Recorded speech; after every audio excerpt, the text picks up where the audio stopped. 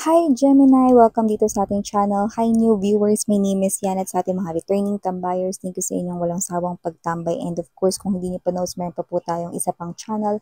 Ang link niyan ay inilagay ko sa description box ng reading na iti. Kaya naman if interested, i-click lamang yan para mapunta kayo doon. Dalnim yung name ng channel, which means Goddess of the Moon in Korean. So yun mga babes. So huwag kayo mag-alala kasi Taglish naman tayo din. Kung may Korean words man, no, yan, singit-singit lang yung mga babes na yan. Hindi maiwasan kasi. So, yun, no, and also, mga babes, no, wala rin po tayo ditong gender. So, bae, lalaki, LGBT, lahat welcome. Pwede rin pong iswitch yung mga rules dahil possible talaga magkapalit-palit dito, mga babes, no. And, you know, kung may cross-watchers dito, si Gemini, no, welcome rin kayo. And, syempre, no, kung meron man kayo dito na parang gustong invite ng mga other friends ninyo sa channels ko, welcome din sila. So, cross-watchers ni Gemini, welcome ka ha. At may Gemini placement sa kanilang natal or birth chart. Welcome din dito. So, Archangel Michael, thank you so much. Together with the angel guides, can we get messages for Gemini, please? What does Gemini needs to know? Can you please show me? Gemini.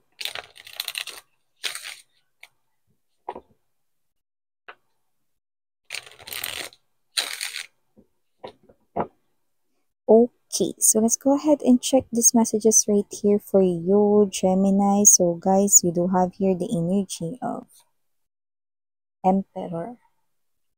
Nandito din po ang King of Wands. Here din ang Four of Coins, Judgment energy, Seven of Coins, Empress for Gemini, bottom of the deck, Ten of Cups, Three of Coins, and the Page of Swords energy. So, Geminis, nakikita ko dito mga babes, no? Dahil nandito ang Empress at Emperor, nakita ko dito ng energy, no? Na yung iba sa inyo, possible na nakita nyo na ang inyo ritong dawan. Pero, nakita ang inyong dawan. Pero, nasa loob pa kayo, or kung hindi kayo, nasa loob pa siya ng isang relationship ngayon. Yan, no? In short, malapit na yung perfect timing, no, ng inyo ritong pagsasama, no? Pero, meron pang cycle na dapat matapos, no? Ooh, very intriguing yun, ha? Interesting, ha, Gemini, ha? In short, nakilala mo na yung dawan mo, or nakita mo na siya eye to eye, or kilala mo na siya, yun ang ibig sabihin nun. Pero, nasa loob pa daw siya ng isang relationship. So, kung hindi kayo yun, malamang siya yun. Nasa loob pa siya ng isang relationship o kayo. Yan, no? So, nakikita ko na yung tao rito, no? Nakatakda for you talaga, no? Miss yan, paano yan? Ako ba yun? Happy naman ako ngayon sa in relationship ko. Yan, no? Alam mo, mas magiging happy ka pa dito. At una sa lahat, hindi ako sa universe, mga mahal. Hindi ko rin alam kung anong plano ni universe sa buhay ninyo, pero nakikita kong mas magiging happy ka sa taong tunay na nakatakda for you guys, no? So, pagtiwalaan natin, no, si universe dito. Okay, for some reason, I'm picking up brackets of ages.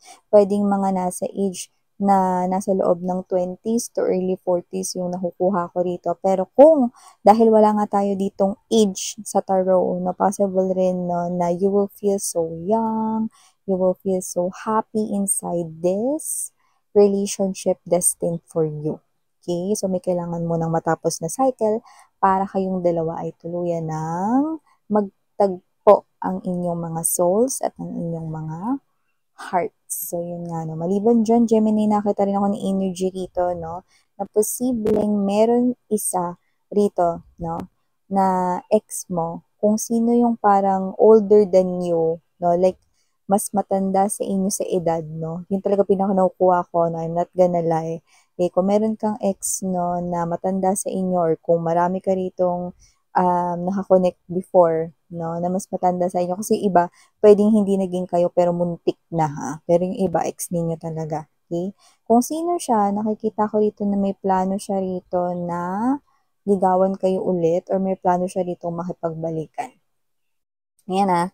I-take note nyo yun, mga babes. Okay? So, yun ang nakikita ko sa energy niya.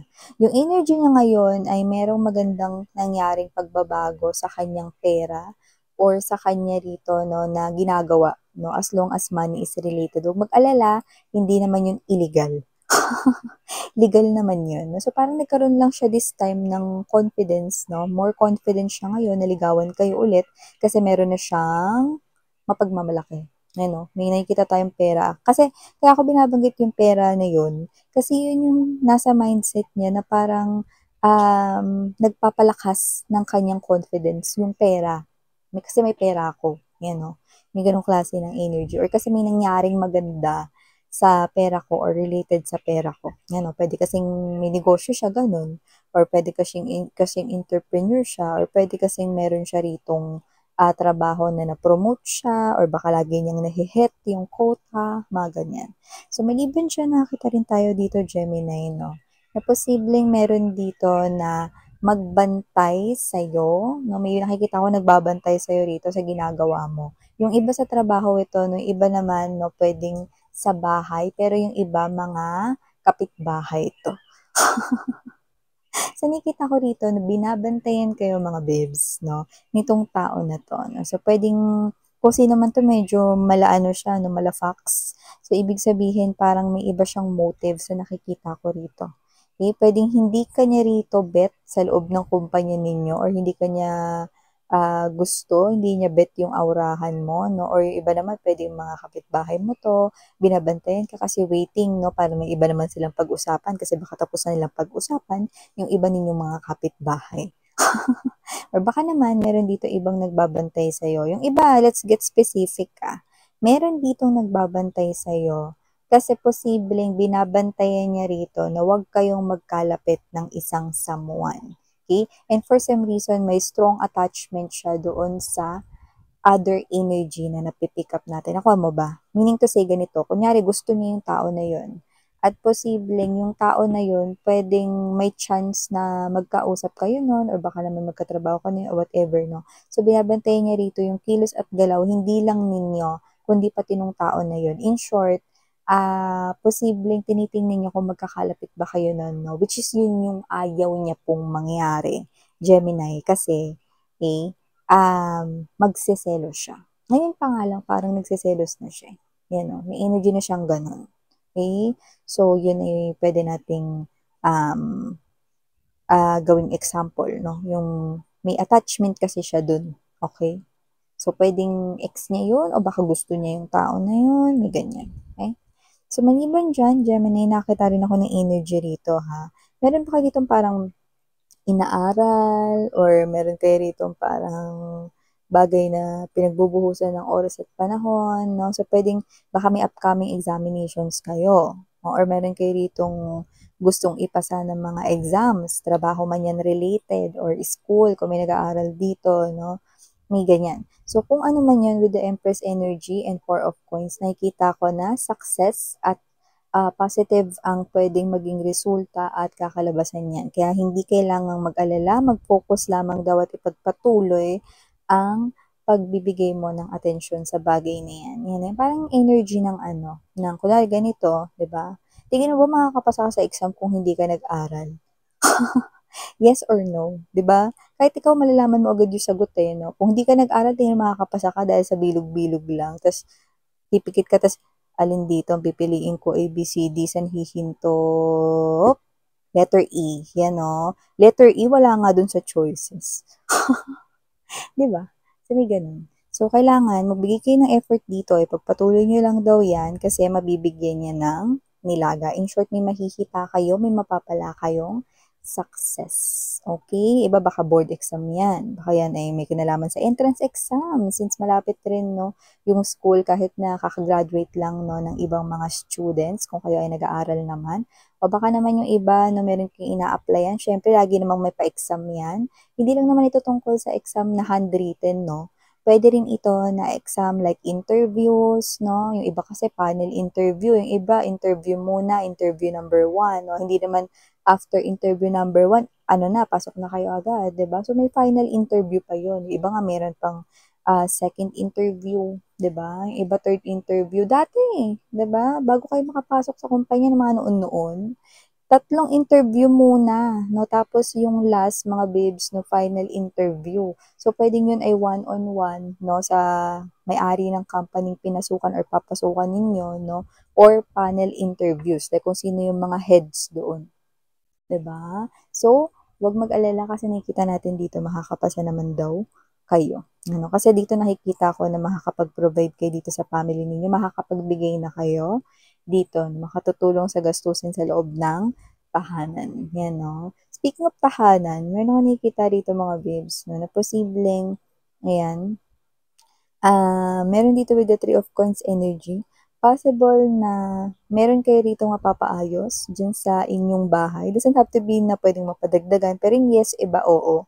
Kunyari, padagdagan yung story ng house ninyo, no? Kunyari, second floor lang yan, baka magka-rooftop kayo, no? Or baka naman meron dyan na iniisip mo dati kapag nagkapera ka, gagawin mo tong bahagi ng ganito, ng kitchen ninyo, or bla bla bla, no? So, hindi na lang ito basta plano kasi nakikita ko na yan ay talaga mapapagawa mo na talaga, no? Yung mga tumutulo dyan, or whatever, no? Kaya yung bubong, no? Yerong mahal kaya ngayon 1 piraso. 'Di ba? So, papagawa mo na yun, makakabili ka daw ng bago. So, maliban diyan, nakakita rin tayo rito mga babes na posible rito, bukod dun sa nagbabantay dun sa inyo kanina, eto, iba naman yung ibig sabihin ng pagbabantay dito. Kasi dito, pagsubaybay, no, in short. At saka dun, kasi, pwede kasing inis or inggit sa inyo kanina na binanggit ko. Pero itong sunod kong babanggitin, no, ay pagmamasid, pero natutuwa sa'yo. So, maybe this is someone here na posible na bagong friend mo siya. Yung iba pwedeng baka may crush ito sa'yo. O baka naman ito yung boss mo na hindi nagkamaling pinili ka. May ganong klase ng energy na parang sa lahat ng mga dati ko nakasama, happy ako na ikaw ang pinili ko, Gemini. Yan, parang may ganong klase ng energy. Kaya kung sino-sino man yung mga energies rito, no, makaka-resonate, nakikita ko, no, na ito, mga babes, no, ay talaga naman na magandang opportunity. Kasi yung patingin-tingin niya sa'yo, lalo na kung boss mo yan, mga babes, no, nakikita ko rito na posibleng hindi ka lang basta maambunan, no, ng swerte dyan, no, baka isama-sama niya rin kayo rito, no, sa iba niya pa ritong mga meetings, no, seminars, no, magandang opportunity yun sa'yo kasi lalawak ang connection mo, lalo na pag pinakilala ka niya, no. At isa pa, magagamit mo rin yung mga connections na yun in the future, no, lalo na pag kinailangan mo sila. Okay? So, magandang opportunity yun when it comes to money. So, yeah, ito yung mga messages right here for you, Gemini. Thank you so much again, and Yana on me. Sarang Hiyo, love in light. I mean.